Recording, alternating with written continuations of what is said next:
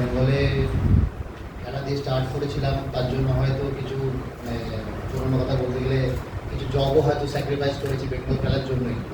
মাঝখানে আমি 2 বছর ছিলাম না, আবার ফিরে এসেছি। এবার দেখা যাক বেঙ্গলের হয়ে যদি সুযোগ পাই ভালো করার চেষ্টা করবো। আর এখন এই টুর্নামেন্টটায় খেলছি, তা সেখানেও সুদীপ ক্যাপ্টেন আছে, রমদা আছে, টেলার আছে, রাজবাবু, সবাই যারা আছে তার আন্ডারে খেলে টিমকে যতক্ষণই পারবো যে পজিটিভ দিক দিয়ে হেল্প করার আর টিমকে প্রথমত কোয়ালিফাই করে নকআউট স্টেজে নিয়ে যাওয়া, তারপর সেখান থেকে ক্যারি করা।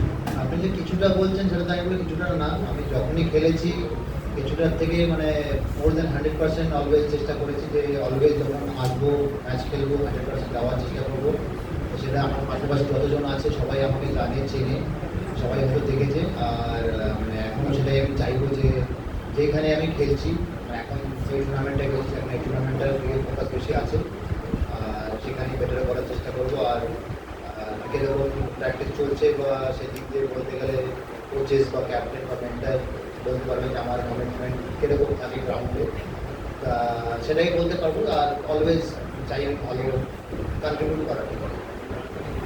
যদি যতজন আমরা এখানে বসে আছি, আমরা সবাই রেড বল দিয়ে স্টার্ট করেছিলাম, আমাদের সবাই হোয়াইট বল ছিল না, বাট উই আর ফর্চুনেট কি আমরা রেড বল অ্যান্ড হোয়াইট বলে অনেক বছর খেলেছি।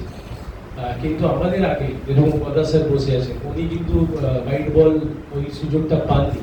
হ্যাঁ, যেরকম আমাদের কারেন্ট সিবি প্রেসিডেন্ট সেনাসিক গাঙ্গুলি, উনি খেলতে পারেন। তো এরকম বহু প্লেয়াররা আছে, ছেলে আর মেয়ের দিক থেকেই বলছি, যারা এই অপরচুনিটি পাননি, বাট এই জেনারেশনটা এই অপরচুনিটিটা পেয়েছে। আর বেঙ্গল প্রিমিয়ার লিগ যেটা স্টার্ট হচ্ছে, এটা আমার মনে হয় কি অনেক বড় জন্য। আজকে তোমরা নিশ্চয়ই জানো কি মহিলা আর পুরুষের মধ্যে বিসিসিআই বা সিবি কোনো জায়গা ছাড়েনি, সবার ইকুয়াল ফিজ আছে, সবার ইকুয়াল স্টে আছে, সবার ইকুয়াল ফ্যাসিলিটিস আছে। সো এটা হিউজ। মেদিনীপুর থেকে নিয়ে ঝাড়গ্রাম, সুন্দরবন, খড়গপুর, আসানসোল, পূর্ব মেদিনীপুর, শিলিগুড়ি পাশেই বসে আছে। হ্যাঁ, তো আমাদের সবকটা জায়গা থেকে আমাদের প্লেয়ারদেরকে চুজ করা হয়েছে। বলো যে ও কনসিস্টেন্টলি ভালো খেলেছে, এখন তারপরে চান্স দেওয়া কি না দেওয়া সেটা কিন্তু আমি বাইরে একটা কোশ্চেন করতে চাই, যে ওখানে যে কোশ্চেনটা করা হয়নি যে তুমি বেঙ্গল লিগে খেলবে, সম্ভবত খেলতে পারবে, কিন্তু তুমি যদি বেঙ্গল যদি মনে করে না নিশ্চয়ই খেলবে, কিন্তু যেটা হচ্ছে যে তুমি তোমাকে অধিনায়কত্বের দায়িত্ব দেয়, তুমি কি নেবে, কারণ 19 তারিখ অবসর নিয়েছে, এবার যদি তোমাকে দায়িত্ব দেয়। সেই ব্যাপারে আমি চিন্তা ভাবনা করিনি, কারণ এখন বেঙ্গল স্টার্ট হতে অলমোস্ট অক্টোবর 4-5 মাস আছে।